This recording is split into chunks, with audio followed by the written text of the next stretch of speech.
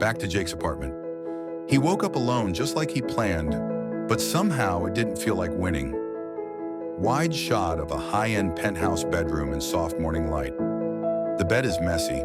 Jake lies shirtless under silky sheets, staring blankly at the ceiling. You could see Jake wasn't happy about last night. Jake's sitting up in bed, ruffling his hair with his hands, sarcasm thick in his tone. He said, muttering to himself, "Smooth genius." Nothing says alpha male like breakfast for one. Some guys may collect watches, but Jake collected unread messages. As he sits on the edge of the bed scrolling through his phone, close-up of Jake looking out over the city from the window, sarcasm masking weariness. "I should really start charging for emotional damage," he said to himself. He exhales fog on the glass, then draws a small circle with his finger, absent-mindedly. His expression is blank but restless. The city below moves in soft blur through the glass. Jake stands alone in the vast, stylish kitchen. The silence is deep. No music, no laughter, just the quiet hum of a luxury fridge. And for the first time, the silence didn't feel like freedom. It felt like consequence. He opens the fridge, stares inside blankly, then closes it without grabbing anything. He leans on the counter, rubbing his jaw, lost in thought. Outside, a plane crosses the sky.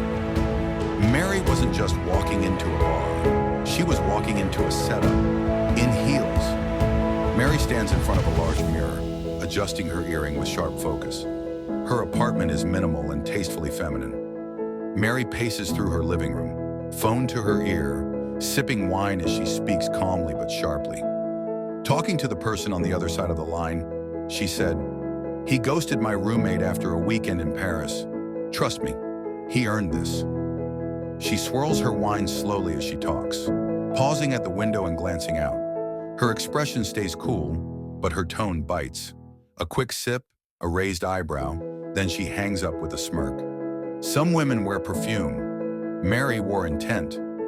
Mary sprays perfume on her wrist, then taps it behind her ear. Her movements precise, practiced, like prepping for battle. She dabs perfume behind her ear, exhales slowly, and stares at herself in the mirror.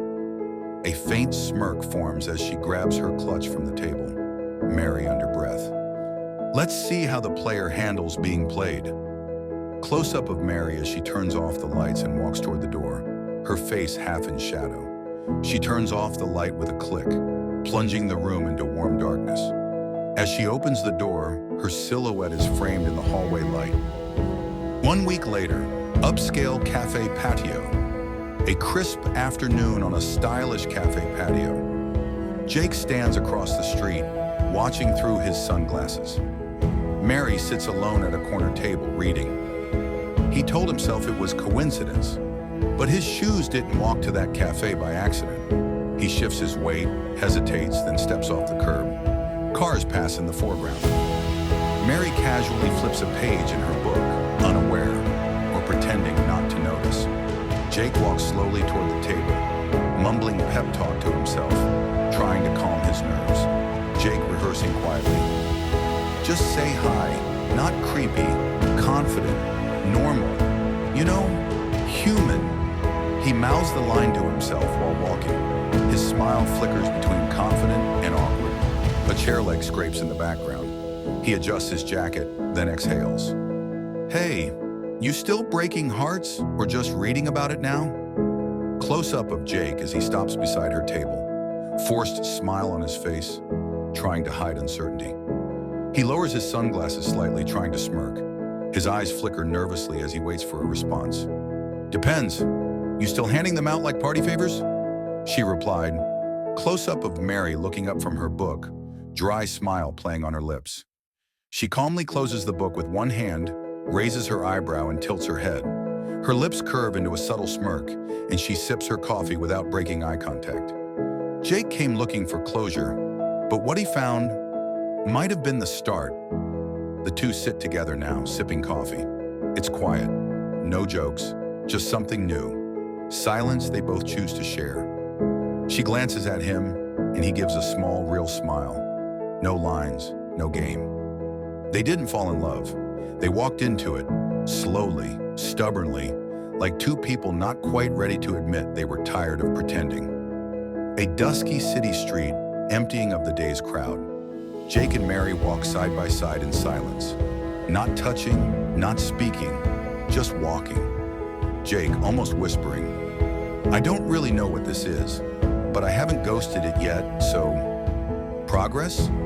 Mary, "That might be the most honest thing you've ever said." She glances at him, holds his gaze for a few seconds, then turns back to the sidewalk.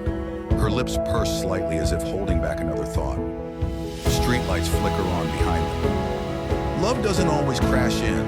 Sometimes it shows up with a smirk, a scar, and enough sarcasm to hide the fear. They arrive at a corner. The crosswalk light glows red. They stop. Mary looks up at it. Jake looks at her. Game over. Or maybe just level 2. They cross the street side by side, vanishing into the city glow. The light turns green. They step forward in sync, their silhouettes framed by the golden glow of the setting sun and headlights. The camera lingers as they disappear into the crowd. If you enjoyed watching charm collide with consequences, don't forget to like, subscribe, and share the drama. Got your own story of love, revenge, or emotional chaos? Drop it in the comments. We might just animate your heartbreak next.